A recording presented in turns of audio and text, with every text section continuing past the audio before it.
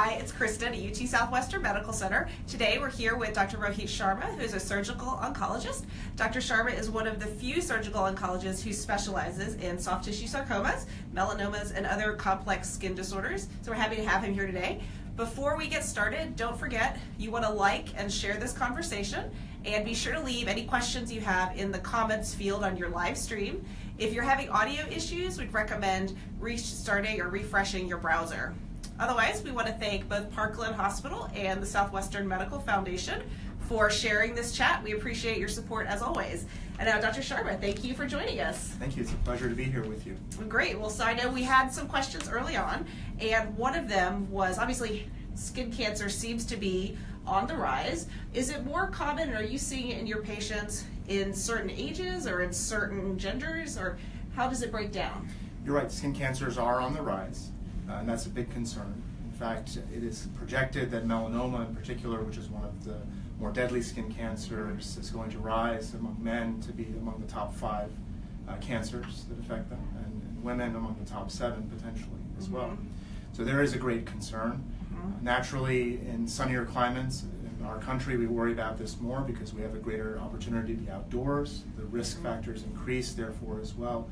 And yes, even in my personal practice, we're seeing a larger number of people presenting with skin cancers.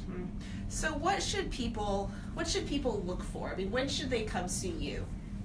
Well, usually for me, my patients have been referred to me by a dermatologist who's already done a comprehensive skin examination, where there's now been concern raised about a skin lesion, perhaps even a biopsy done that's confirmed a diagnosis of a skin cancer. So the setting in which I'm seeing patients is a little bit different. They've had a little bit more of an evaluation. But I think it's important from the patient's perspective to make sure that you're checking your skin on a regular basis. That if you're someone who has numerous freckles, moles, if you tend to be fair-skinned, if you burn more easily, have a history of outdoor or indoor tanning bed use, that you should probably be someone who goes and sees a dermatologist on a regular basis. That's perhaps the best screening tool that's going to be out there to make sure that if for any reason you do develop a skin cancer, hopefully we catch this at the earliest time point. So we've seen, there's sometimes this ABCD in terms of what you look for. Could you go through what that is? So these are characteristics of a lesion on the skin that we advise patients to assess. A stands for asymmetry. B stands for border irregularity. C for color variation. D for diameter. And then E for evolution of that lesion. So skin lesions that are bigger than the size of a pencil head eraser are ones that you should be paying more attention to. Those that tend to have asymmetric borders that seem more varied in color, for example, regions of that skin lesion may appear darker and lighter. Those should start raising some degree of concern with the individual. If you have something that is becoming progressively larger, perhaps more raised, it's itching or bleeding, that should really be of a much greater concern, and you should seek attention from your dermatologist to have that evaluated further. That's good to know. So Rosemary had a question. She's wondering, what is the minimum SPF that you recommend? So this has been something in evolution, and the current standard is that an SPF of 30 is the minimum that's required for sunscreen that any person should apply. Pay attention as well that sunscreen labeling regulations were changed by the FDA a few years ago. And so there are 3 things that you really should look for on a sunscreen packaging. The SPF rating. You should also look to see that the sunscreen says that it is broad spectrum. That's the only measure or indicator that we have that it will block against UVA light as well, which can cause skin aging and can contribute to some skin cancers. And then also look for a water-resistant component to that. The FDA mandated 2 time points, either 40 minutes or 80 minutes for that water-resistant component. The preference is always to choose that 80-minute time frame so you get a greater degree of protection. So it seemed, you said 30 SPF. I've seen on the shelves anywhere up to 100 SPF. That doesn't seem like that's even possible. I mean, is it better just to go with like 30 to 40, and is that your safest bet? So that number is not a definition of the percentage of protection that you're getting. So 30 SPF does not mean you have 30% protection, or 100 SPF doesn't mean you have 100%. They're all above 98% protection anyway. And so going from a 30 to 100 is a very small incremental change and the degree of protection that it's giving you. Certainly, we leave that decision ultimately to the individual. If you prefer 100, that's fine. No one is going to stop you from purchasing that. It may cost you a little bit more, but the minimum is a 30. Okay. Now, for many women that use makeup, some of them have sunscreens built into it. In the past, in my exploration of that with my patients, most of them have been of an SPF of 15, so below actually what we would expect as the standard for a skin sunscreen. So pay attention to that. That is not adequate protection at that point. So you may want to apply the sunscreen as a base coat and then your makeup on top of that. In that case. Okay, so start with the sunscreen and then put your makeup on top of that. Okay, so what about something that came in ahead of time was they were wondering, it was an African American woman. She said, I have slightly darker skin. Do I need to be as worried about skin cancer as my neighbor? Certainly the risk of skin cancer in individuals with colored skin is lower than that in individuals with fair skin. Nevertheless, do still heed the same recommendations about evaluating moles on the skin, A, B, C, D, E's. And if there is something that is concerning to you, definitely have that looked at by your physician or a dermatologist. We do see individuals both in the African American community as well as among Hispanics who develop skin cancers. They do not necessarily have to occur on sun-exposed areas. And those skin cancers in non-sun exposed skin areas actually can behave more aggressively for some people. Okay. So what are some of those spots, and this came in earlier, what are some of those spots that maybe people don't think they'll get cancer? And I've heard of skin cancer on the feet. Maybe people forget about putting lotion on their feet. Sure. We want you to inspect your body from head to toe. Okay, so that means if you have a spouse or a significant other to help you look at those areas that naturally are going to be harder for you to see, that's important to get that help. Do, on a regular basis, inspect your skin from head to toe. Those that are difficult to view, have that other individual help you out.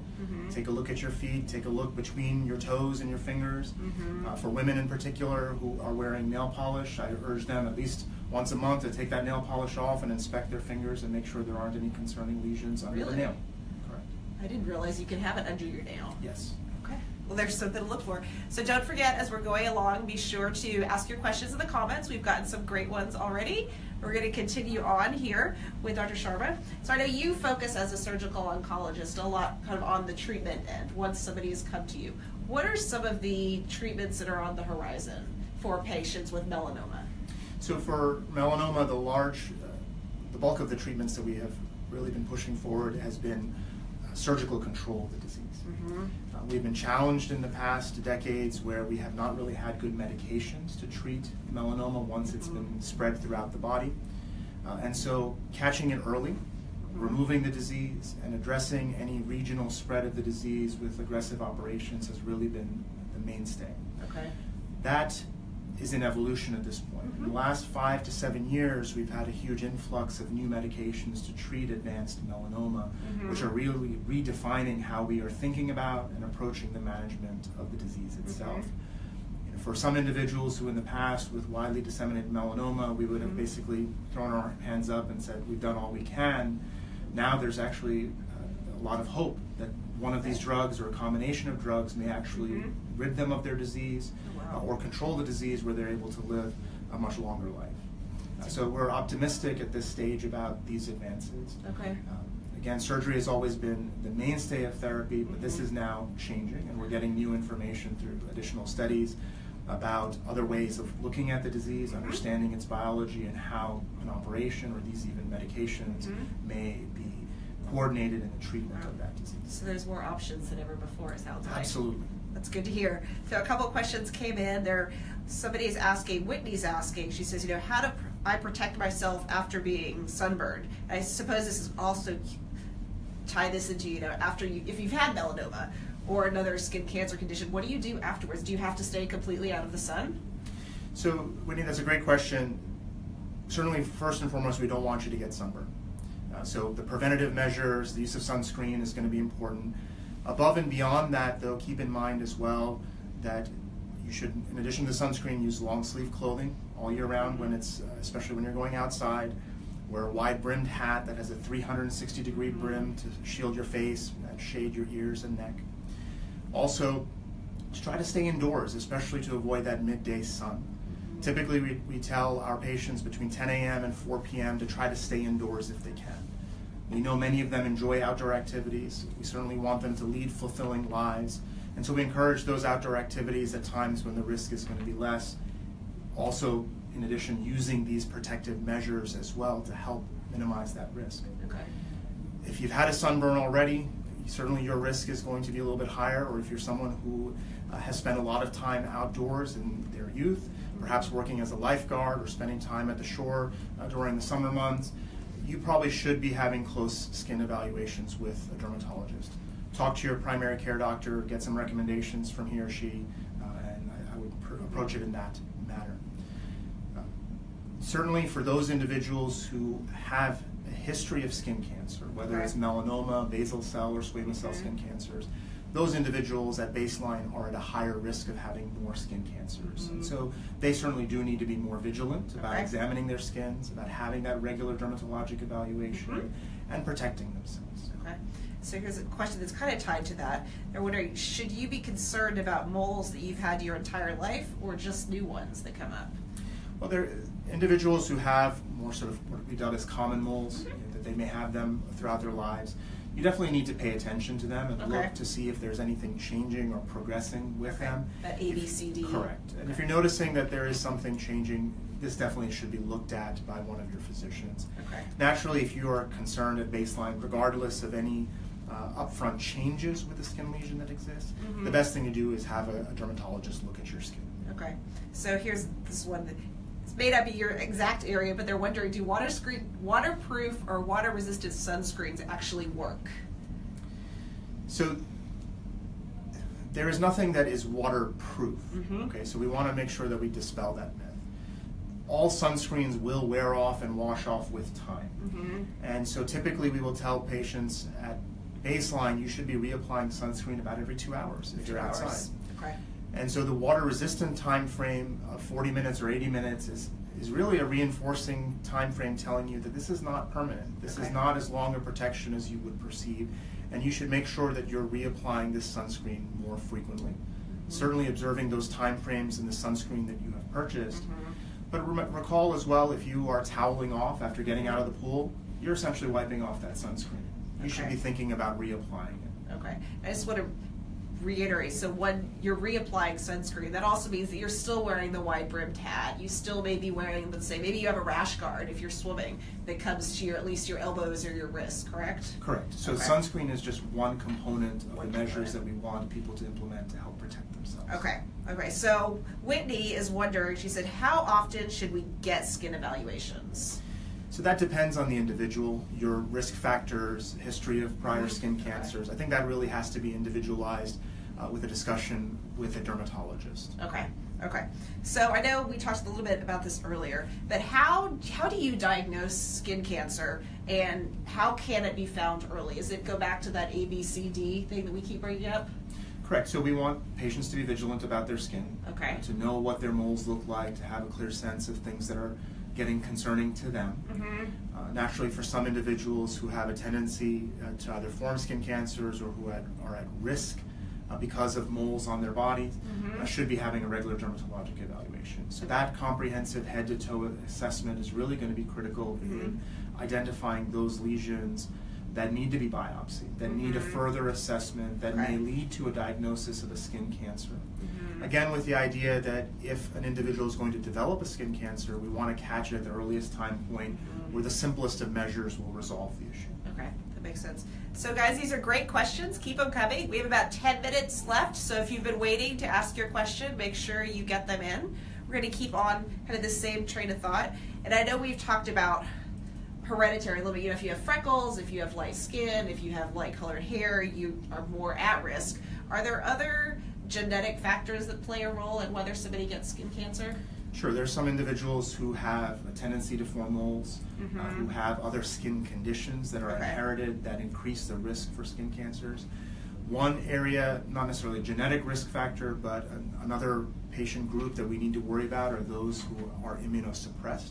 So for example, individuals who've had organs transplanted, they are at higher risk of having skin cancers, and they should have actually more regular skin evaluations. They should talk to their transplant surgeon or team about that. Okay, and so what makes them more at risk? Is it just that they don't have the same immune system within them to fight the sun? Okay. Correct. Okay. To protect their bodies, their immune system is weakened, they're predisposed. Okay, that makes sense. So I know now you're also involved in research here. Yes. So wondering kind of what type of research are you working on, and how can the community help? Do you have any options there? So we are always collaborating with our partners in medical oncology, radiation oncology, as well as the basic scientists. So here at UT Southwestern, we're very fortunate to have an incredibly strong group of basic scientists that are pushing the envelope and with cutting-edge technologies. Right. So we are in a unique position in that regard to be able to have access to newer agents that we can try out, combination therapies, different ways of looking at the disease process and understanding the biology of it that could inform us about rational approaches to treatment. Okay. The trend nationally and internationally has really been to look at immune modulating agents and using them in combination with one another to try to alter how the body's own immune defenses work against melanoma. And so that's really where the push has been. Gotcha. Beyond that, it's really profiling the melanoma in particular to better understand characteristics of the melanoma that would inform us that a particular treatment may work better or less well than another. Gotcha. So Andy Marie is wondering, she says, are there other ways to protect myself from skin cancer other than staying out of the sun? Sounds like we have somebody that maybe loves to be outdoors. So I think it's going to be using the sunscreen, wearing the long sleeve clothing, if you're going swimming, using a rash guard, staying in the shaded area of the pool. If you like to exercise outdoors, doing it early in the morning or later in the day when you're not in the peak UV period of the day where the sun is at its highest and you're getting the intense rays beating down on you. So I think part of it is just being smart about how you do it. All right, and we've got another one from Megan. This is a little long, but she says, I'm 31 and I've had 5 basal cell carcinomas. I've been practicing sun safety since my first one 10 years ago and have not had a melanoma. Is there still a chance that I will get melanoma from the damage that is already done, even though I haven't been sunburned in almost a decade? Wow, congratulations, Megan. That's great. You're doing a great job protecting yourself. Yeah. So I think some of the risk is probably from prior exposure that's contributing to the subsequent skin cancers. And that's certainly something we worry about with all individuals who've had a fair amount of sun damage growing up or over the years. Certainly you are at risk of having more skin cancers. Whether that will turn out to be melanoma or not is hard to say. But you should, as it sounds like you're already doing, make sure you're seeing your dermatologist on a regular basis, paying attention to the skin lesions that you have, and get those regular checkups. I think that will help. That's, way to go, Megan. So that does bring up a point. If you've had and been treated for basal cell carcinoma or melanoma or another one of the skin cancers, at that point, should you check in with your surgical oncologist? Should you keep checking in with the dermatologist? Is it a combination? So treatment varies. So for basal cell cancers or squamous cell cancers, especially smaller lesions, some of them can be excised in the dermatologist's office directly. Other individuals may be candidates for Mohs surgery. For melanoma, depending upon the needs, oftentimes they are referred to surgical oncologists because they require more aggressive assessments for spread or more complex excisions of the primary lesions. So even for some basal cells and squamous cells, if they are more aggressive or appear more advanced at presentation, they may be treated by a surgical oncologist as well. It really, again, is individualized based on the type of cancer, the nature of that disease, the size of the lesion, its location, and the complexities that would be required to manage it fully. Okay. So another question, this one comes from Sarah. Do UV shirts really help more than a normal long sleeve shirt? So you wear a long sleeve shirt, should you spend the extra money for a UV one, or are you okay just wearing light colored loose clothing? Certainly it can be helpful. A thick weave article of clothing is going to block much of the UV radiation as it is. So you're not obligated to spend that extra money to buy something that has a UV protective designation. Gotcha. But certainly a thick weave clothing should help. Okay. So what are we talked a little bit about this, but what are kind of your biggest tips you get people that they come in, they've seen you, they've been dealing with this, they go home, what should they do moving forward? So the skin assessments that you're doing on an individual basis, the skin protective measures we've spoken about, that is reinforced with every person who has a diagnosis of skin cancer. I think the one thing that we sometimes overlook is how difficult it can be to implement these changes for the individual. We're asking them to change their lifestyle. That's hard to do. And so usually, at least I know for myself, when I'm evaluating an individual and making these recommendations to reinforce what the dermatologist has already told them, I will turn to the family members and say, while we are directing the bulk of this conversation to your loved one with the skin cancer, these protective measures apply to the whole family. Okay. We want everyone to partner together, work as a team. It'll make it less onerous for the individual who is worried about skin cancer. Additionally, for families with young children, that's the time to really incorporate this healthy lifestyle in them, to teach them to protect their skin, to use sunscreen. They're more cooperative at that age, at a younger age in particular. Sometimes. You'll build good habits in them. Right. And hopefully prevent some skin cancers as well. Right. Now, I know you and I just personally have talked about skin cancer in children and how to prevent that. I mean, what are some, do you have any tips? I know you're a pediatrician for, letting children know how important it is to wear sunscreen, or should you just say, I'm the parent, you're going to do this? So skin cancer is exceedingly rare in children because they just don't have that sun exposure that adults do. Okay. Does skin cancer occur in a pediatric population? Yes, but it's usually because of other reasons. Right. We naturally want to, just as we teach our children to say please and thank you and be polite and sort of all these other things, we want in a similar fashion, especially in those areas that are high risk, sunnier climates where we're living, families that tend to enjoy outdoor activities, we want to encourage them to build this routine into their system. Gotcha. Oftentimes, preschools will have some sort of policy about protecting children when they go out for playtime, wearing hats, using sunscreen, and they will encourage families to bring those things in to be applied during that. Right. By the time many students or children reach grade school, that's gone out the window. Grade schools oftentimes have a lot of other things to worry about, and sometimes this isn't the foremost. We encourage parents as well to do the best that they can to reinforce this idea when their children go out to the playground during recess, to have them try to cover up, to stay in a shaded area, to use the sunscreen if their school allows, and to protect themselves. Okay. So we've got a couple more coming in. What are the different types of skin cancer? We haven't touched on that at all. I know we've mentioned the words, but right. So you have squamous cell skin cancer, basal cell skin cancer, the two most common types. Basal cell being the most predominant. Right. Okay. And then you have melanoma. That's the one that we worry the most about because it is potentially deadly. Okay. So those are the top three. There are other skin cancers that can occur as well, but these are the main three that we speak about when we talk about risk prevention, assessment of skin lesions, and follow-up with dermatologists. Do they have similar presentations? Like, I imagine that your average person could say, oh, that's a melanoma or that's a basal cells. So some people are actually pretty savvy and they can make their own diagnosis, so we give our patients credit for that. But I think if anything, I would tell you that most people are looking for melanomas to be dark black lesions. Hyperpigmented is the term that we use. Not all of them have that dark black appearance. So if you have a concerning skin lesion, get it looked at. It may turn out to be a basal cell because that's the most common type of skin cancer. It could turn out to be a squamous cell, but heaven forbid it's a melanoma that doesn't look like the prototypical melanoma. We certainly want that diagnosed as early as possible. Okay, so make an appointment with your dermatologist as soon as possible to get that checked out. All right, we're running out of time. We've only got 3 or 4 minutes left, and we've got about time for, I think, 2 more questions. And let's see, we've got one here. Are there specific foods that may help prevent skin cancer? Not sure about that. Nothing that I can think of specifically that I would say, aside from general recommendations of eating a balanced diet, being healthy. People talk about vitamin D deficiencies and supplementation, and should you get sun exposure, you don't need to be outside for 2-3 hours to help your body produce vitamin D. In fact, some argue that we are all vitamin D deficient because of the lifestyles that we lead. So talk to your physician about that concern specifically if you feel that from a dietary standpoint you're not meeting the nutritional goals that you have. Your primary care doctor can help you in that department. But radically altering your diet is not really going to change things. It's the other behaviors that we need to modify more importantly. Gotcha. Okay.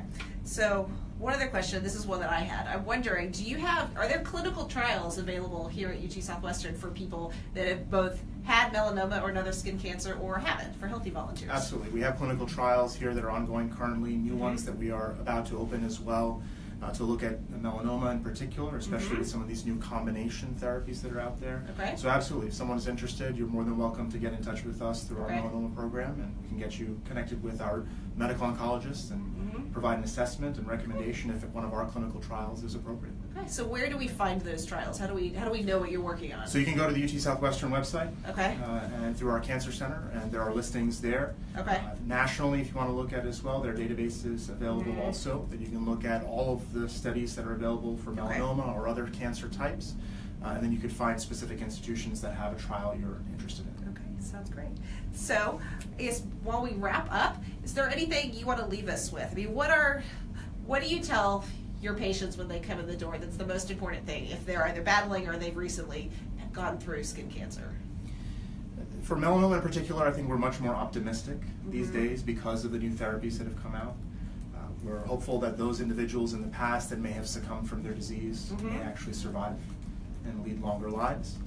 So we're in a very different time frame. It's an exciting time from the standpoint of a surgical oncologist who treats skin cancers, just even for the science of it, of this evolution that we've had in a very short period of time that is really changing how we are thinking about this disease. It's impacting as well how we think about other cancers and treating them as well.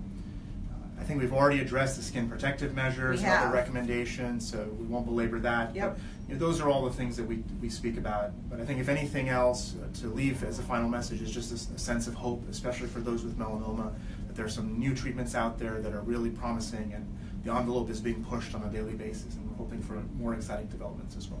Wonderful. Well, thank you very much. That is all the time we have for our chat today. So thank you guys all for tuning in. We're actually going to be hosting 2 conversations next week. We're going to have one talking about migraines and another one talking about hearing loss. So stay tuned for more information about those. In the meantime, thank you for joining us, Dr. Sharma. Thank you for having me. Appreciate this.